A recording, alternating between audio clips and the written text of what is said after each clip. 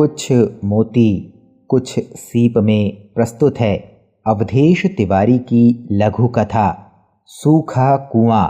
प्रवाचक हैं अमित सोनी।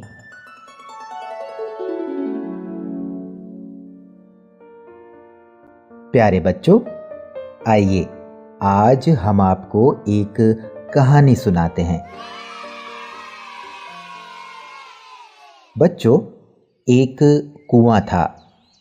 कुआं सूखा था, इसलिए दुखी था। भला सूखों को सुख कहाँ मिल पाता है।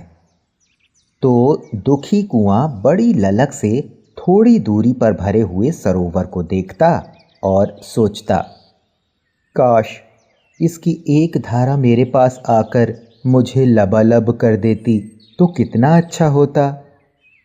लेकिन सरोवर ने अपना जल कुएं को देने से मना कर दिया था। कुएं के पास से ही एक नाला बहता था। उसने एक दिन नाले से कहा, मित्र, यदि कुछ दिनों के लिए मेरी ओर मुड़ जाओ तो मैं भी शीतलता से भर जाऊंगा। लेकिन नाले ने शहंशाह की तरह सोचा, ये मुंह और मसूर की दाल। थोड़ी दूरी पर एक नदी भी बहती थी।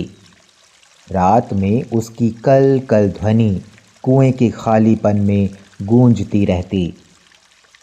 कुएं ने नदी से भी वही मनुहार की, लेकिन नदी ने भी टका सा जवाब दे दिया था।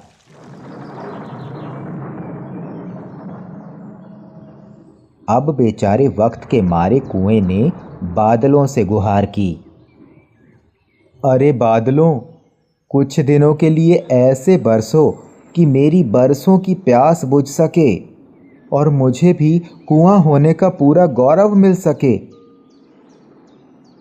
लेकिन बादल तो बादल हैं, वे भला किसकी सुनते हैं, है ना। आखिर कुआं अपने अभावों के कारण अपनी ही पीड़ा में घिरता चला गया। उसके मन का अंधेरा दिनों दिन घना होने लगा। अब कहीं कोई ऐसा बाकी ना था जो सूखे कुएं की आकांक्षा पूरी कर सके।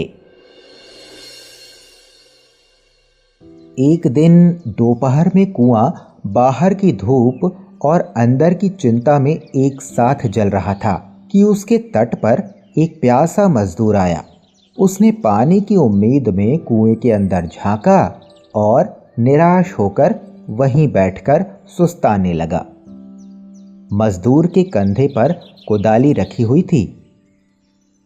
कुएं को लगा, अब तो मेरी कोई सुनता नहीं, क्यों ना इस मजदूर से ही आज मैं अपने मन की पीड़ा बांट लूं।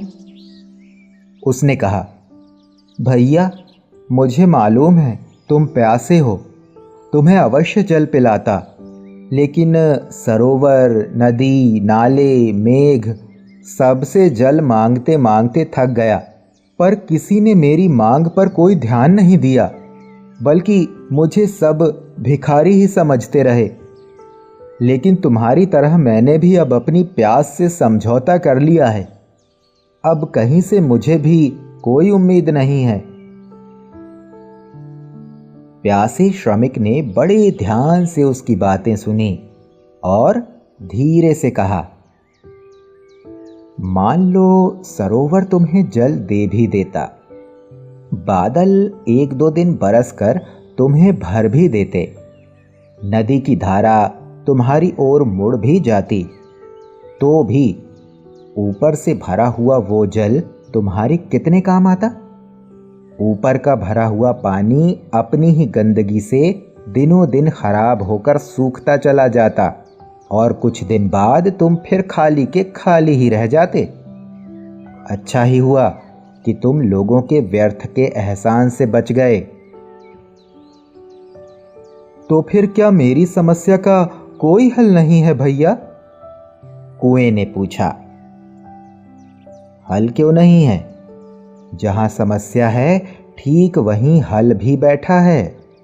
मेरे पास ये कुदाली देख रहे हो ना, यही तुम्हारी सारी समस्याओं का हल है। कुदाली? आश्चर्य से कुएं ने दोहराया। हाँ, सही सुन रहे हो तुम।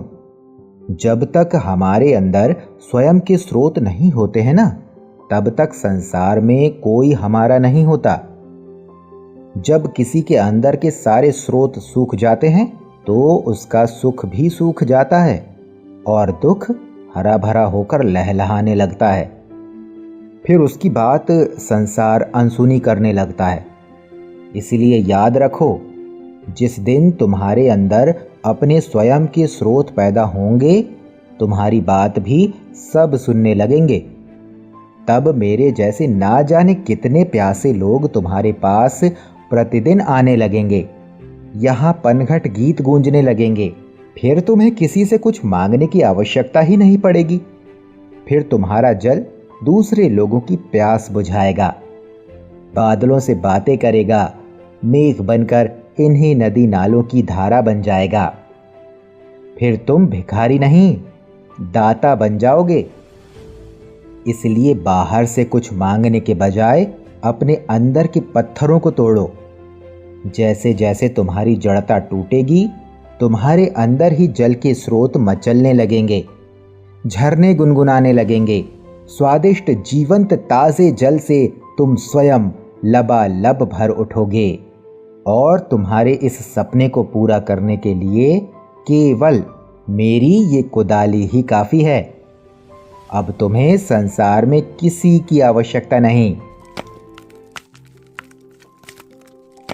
और मजदूर अपनी कुदाल लेकर कुएं के अंदर उतर पड़ा।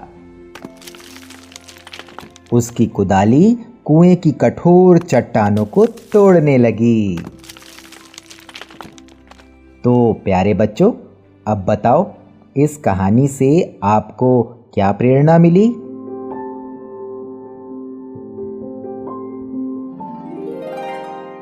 ये थी अवधेश तिवारी की लघु कथा सूखा कुआं। प्रवाचक थे अमित सोनी।